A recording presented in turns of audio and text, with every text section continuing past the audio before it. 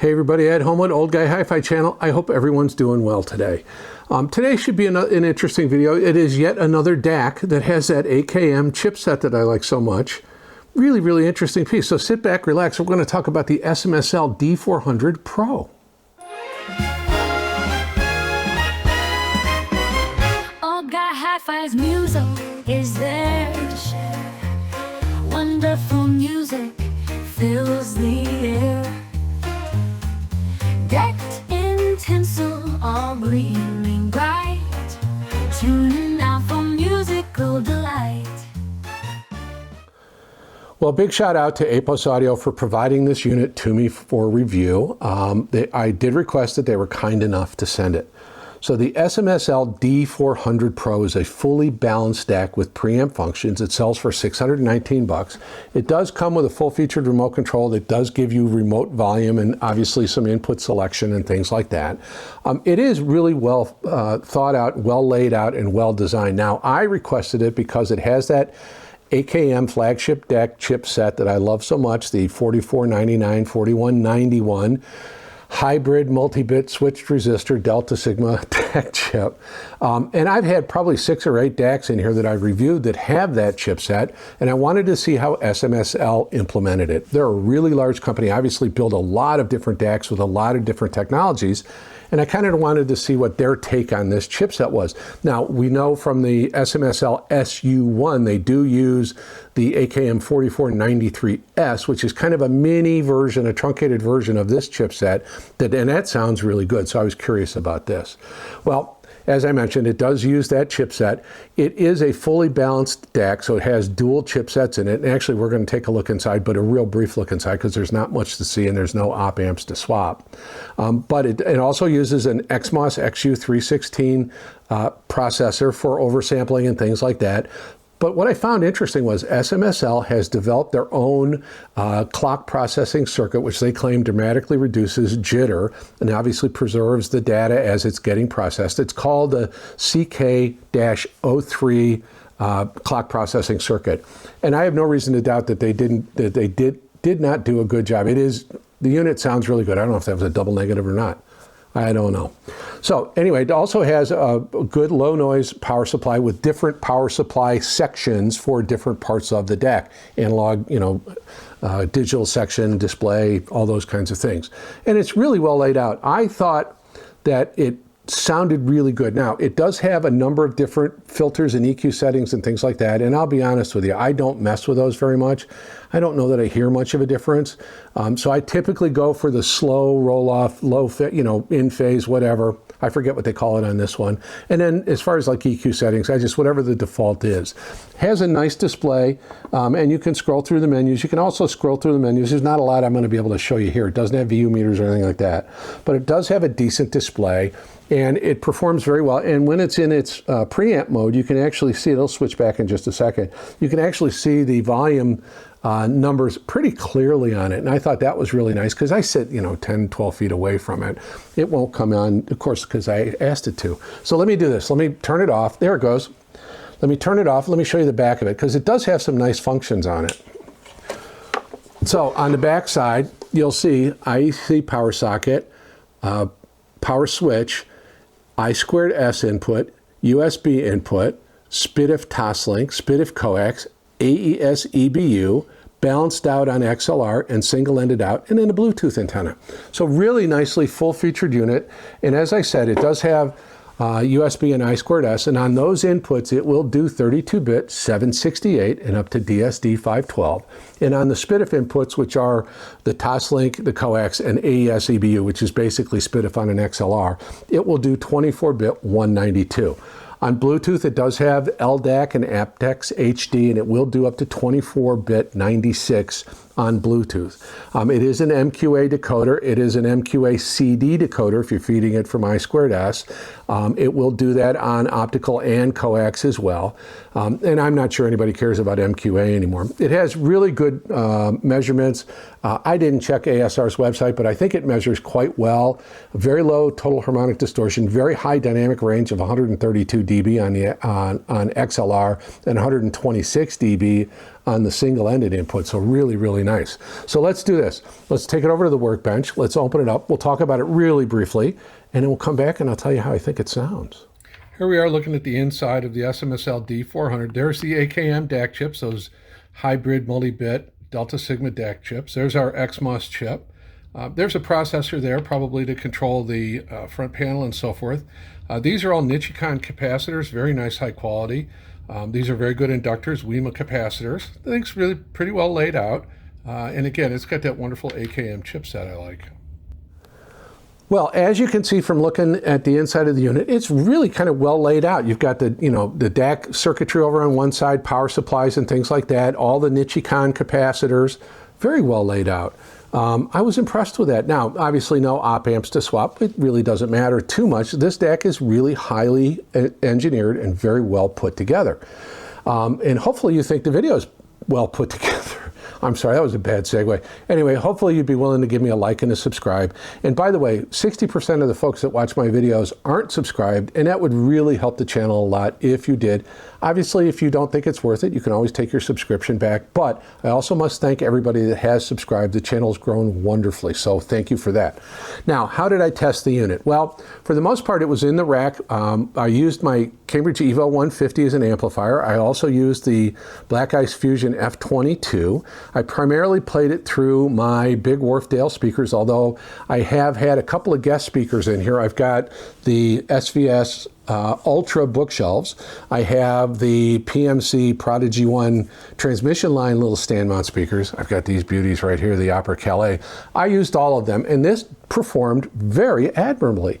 I do like this chipset a lot, and I do think SMSL has implemented it very, very well. It's very clean and very neutral sounding, dynamic. It does have some warmth.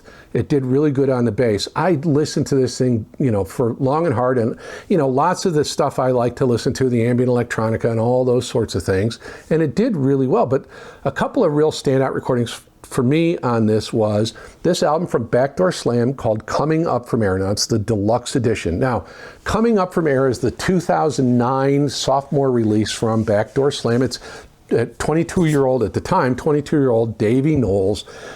It follows up on his really big success album called Roll Away.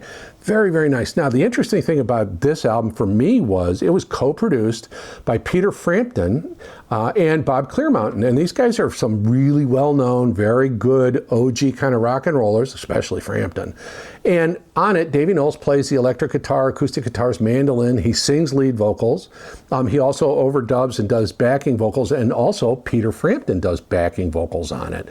And the studio band that he had, that they put together, Frampton actually put it together, included Kevin McCormick on bass and Maurizio Fritz Lewack on drums. And both those guys are from Jackson Browne's touring band. Benmont Tench did keyboards, and Peter Frampton contributed guitar, backing vocals, and bass.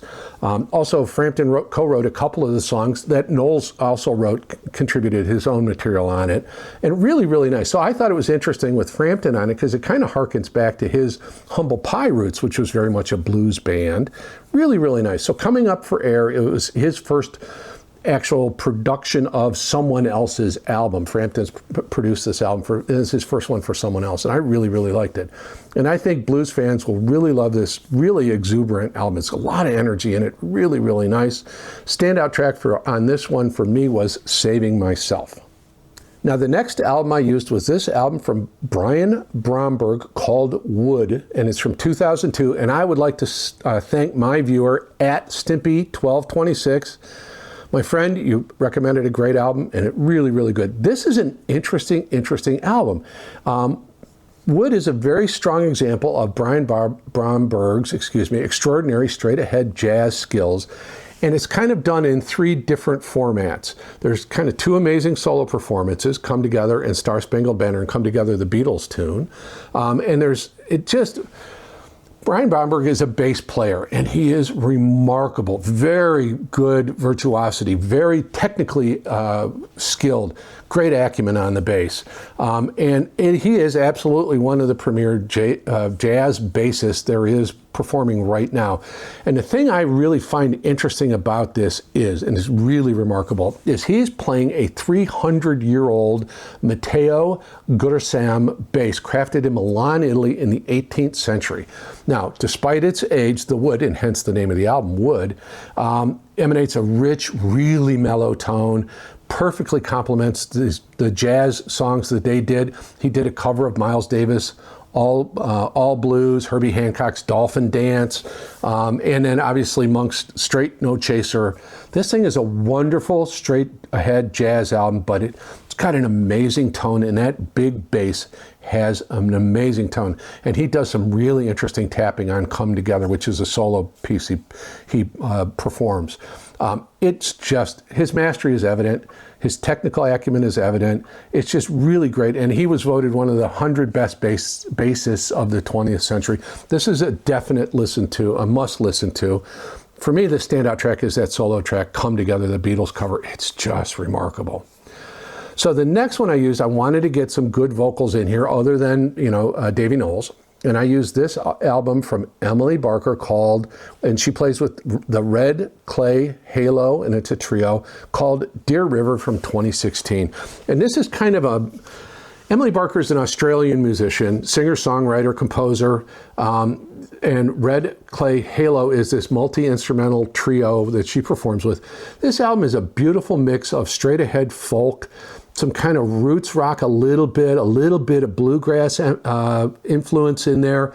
There's some wonderful harmonica and squeeze box accordion sounds, and it's just really beautiful. I found this album to be really, it's full of a lot of heartfelt songwriting, really kind of emotional stuff, very nice.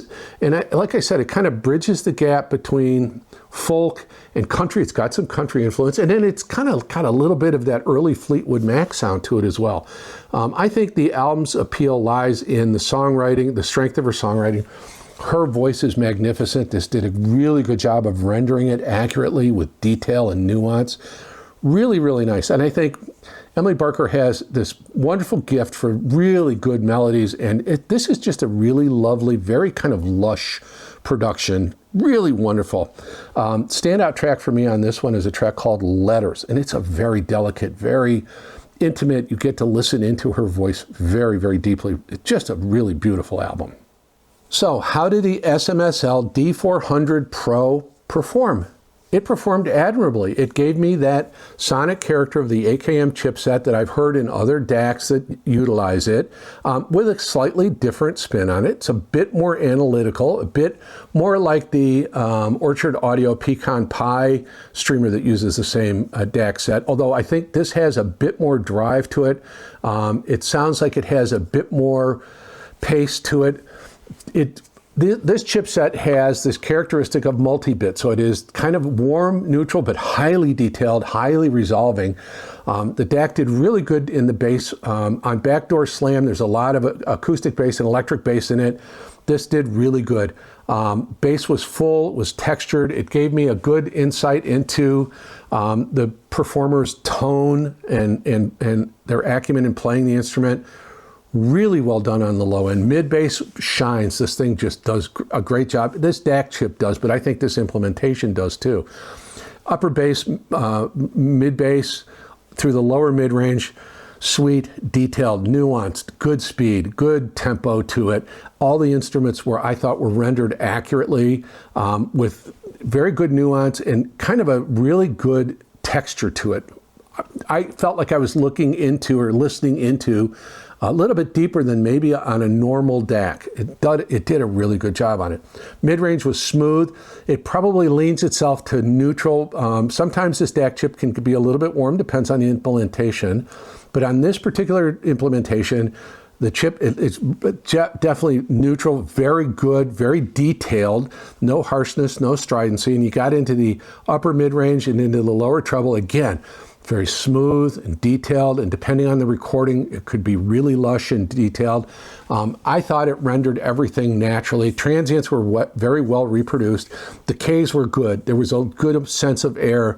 The decays hung and kind of they hung for just a little bit longer than maybe I would normally have expected on a DAC from this kind of implementation and manufacturer.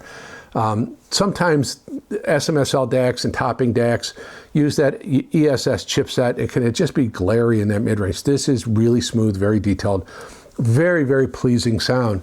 It performed well as a preamp. I did use it just as a preamp with the SPL S900 Performer amplifier, and it did well. It was a little cold, occasionally a little, I don't know, a little more energetic than it was neutral just as a preamp, and that's the preamp circuit. But on the balanced outputs running into a regular preamp and everything, or a regular amp like the Evo 150, everything sounded really wonderful, really well done. I was impressed with it. I think at $619, it's not a bad value. It is really well constructed. I will give them that. I think there's some competition for this in that price range, and maybe a little bit lower than that with the same chipset.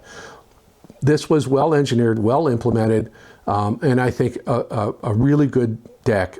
I can recommend it. It is worth auditioning if you're looking for a full preamp balanced DAC with I2S in. You don't find a lot of DACs at this price with I2S in. And again, I think that AKM chipset's just really, really nice. So again, thanks to Apos Audio for letting me borrow the unit to review. I did enjoy my time with it. I do recommend it. Again, if you're looking for a fully balanced DAC with I2S inputs, this is worth considering. It's worth putting on your short list. So anyway, that's the SMSL D400 Pro. Hopefully you enjoyed that video. Hopefully you'd be willing to give me a like and your subscription. And if you wish to support the channel, there is a thank you button at the bottom of the video window if you're watching on your portable device or computer.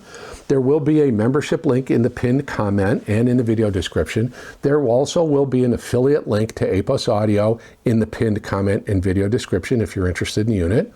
I'd appreciate that. There are also other affiliate links in the video description. There's my playlists. There will be links to the 3 albums I spoke of during this review. Please comment, let me know.